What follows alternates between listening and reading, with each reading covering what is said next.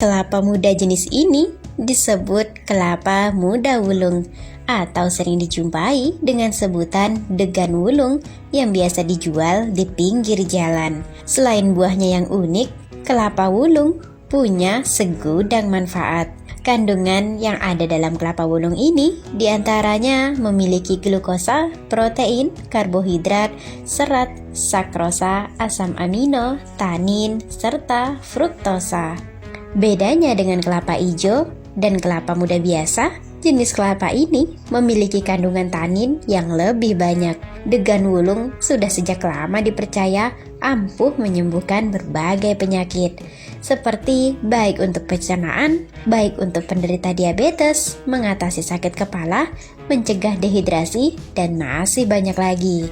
Atas banyaknya manfaat yang dimiliki buah kelapa wulung, baik medis maupun non-medis, ilmiah ataupun mitos, membuat buah kelapa ini banyak dicari konsumen. Namun, kelangkaan buah di pasaran membuat harganya cukup tinggi. Kelapa wulung biasa dibanderol dengan harga mencapai Rp25.000 per butirnya. Jika dibandingkan harga kelapa muda biasa, dijual sekitar Rp10.000. Ingin tahu lebih banyak tentang kelapa wulung? Simak video kami hingga selesai. Berikut ini 5 tips sukses budidaya kelapa wulung versi Agrotech.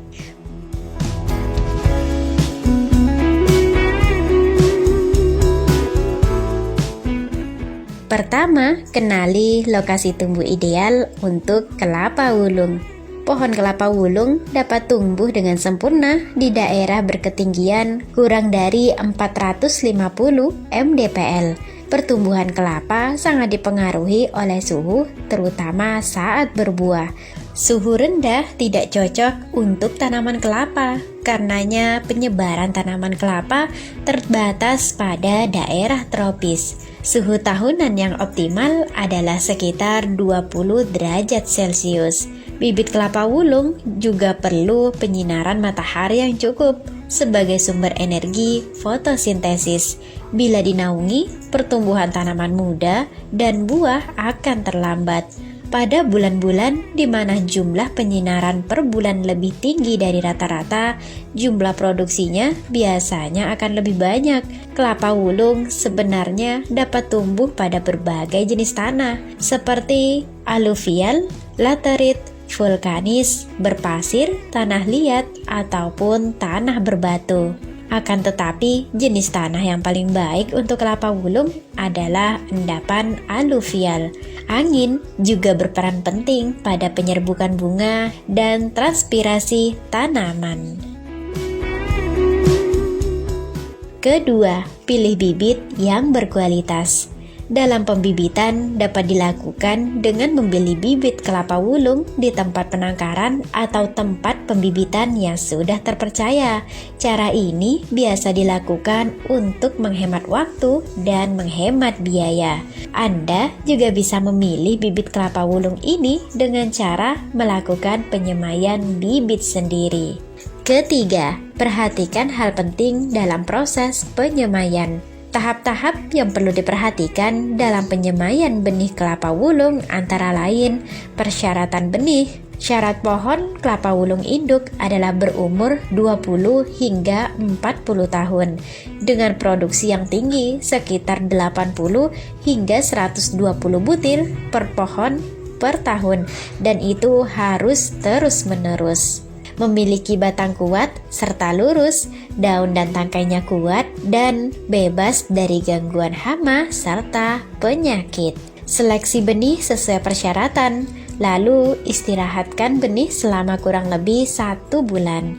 Untuk penyemaian benih, gemburkan lahan penyemaian terlebih dahulu sampai dengan kedalaman mencapai 30 hingga 40 cm. Untuk proses pemeliharaan penyemaian sendiri, lakukan penyiraman 2 kali sehari memakai gembor dengan air sebanyak 6 liter per meter kubik per harinya. Berikan pula insektisida atau fungisida selama tahap penyemaian kecambah dengan dosis rata-rata 2 cc per liter yang disemprotkan langsung pada bakal tanaman. Kedua zat ini tentu saja berguna untuk melindungi bibit dari kemungkinan serangan hama dan penyakit.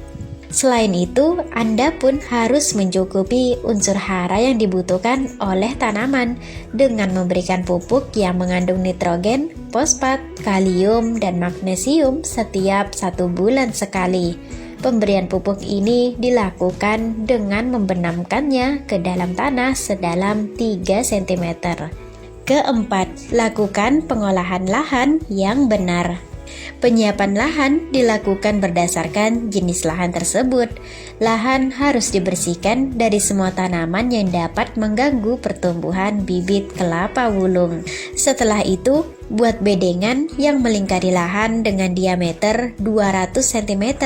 Tujuan dari bentuk lahan seperti ini adalah mencegah air hujan masuk ke leher batang tanaman. Lubang tanam dibuat dengan ukuran 60 x 60 x 60 cm. Untuk lahan miring perlu dibuat teras individu selebar kurang lebih 1,25 meter ke arah lereng di atasnya dan 1 meter ke arah lereng di bawahnya.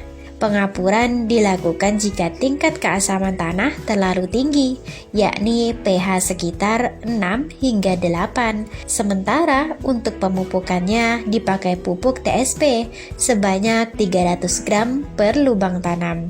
Pupuk ini dicampurkan dengan tanah topsoil terlebih dahulu, lalu campurannya dimasukkan ke dalam lubang tanam. Kelima, lakukan penanaman bibit dengan benar.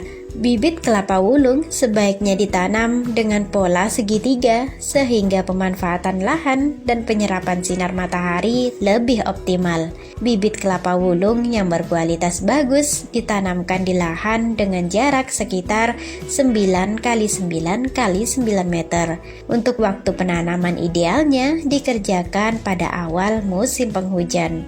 Potonglah bagian bawah polybag secara melingkar, lalu lepaskan isi bagian tepinya, sehingga yang tersisa hanyalah bibit kelapa hijau dengan media semainya. Berikutnya, bibit tersebut dimasukkan ke dalam lubang tanam dan dibuat irisan hingga ke ujung. Bibit disiram dengan air secukupnya untuk meningkatkan kelembaban di tempat tersebut. Jenis herbisida yang dipakai untuk pemberantasan gulma ada yang berupa herbisida kontak, herbisida yang hanya mematikan bagian tanaman yang terkena racun gulma. Lalu ada herbisida sistemik. Herbisida yang ini apabila dikenakan pada salah satu bagian tanaman, maka akan tersebar ke seluruh bagian tanaman melalui peredaran air dan zat hara, kemudian mematikan jaringan yang ada di atas dan di bawah permukaan tanah. Sebenarnya kelapa wulung adalah kelapa yang termasuk dalam jenis kelapa hijau varietas Viridis. Fisiknya sama dengan kelapa hijau. Yang membedakannya adalah warna pink yang timbul saat kita memotong bagian pangkal buahnya. Bukan warna putih seperti kelapa yang biasa kita temukan. Karena keunikan yang tidak lazim ini, maka masyarakat membumbuinya dalam berbagai mitos cerita di dalamnya. Seperti tanaman kelapa wulung bisa menangkal tenung sebagai air suci untuk memandikan pusaka dan lain sebagainya. Bagaimana menurut Anda tentang mitos-mitos tersebut? Terlepas dari mitos-mitos tersebut, kelapa wulung memang memiliki banyak manfaat dan banyak pula peminatnya, sehingga cukup baik jika dijadikan lahan bisnis. Terima kasih telah menonton, semoga video kami menginspirasi.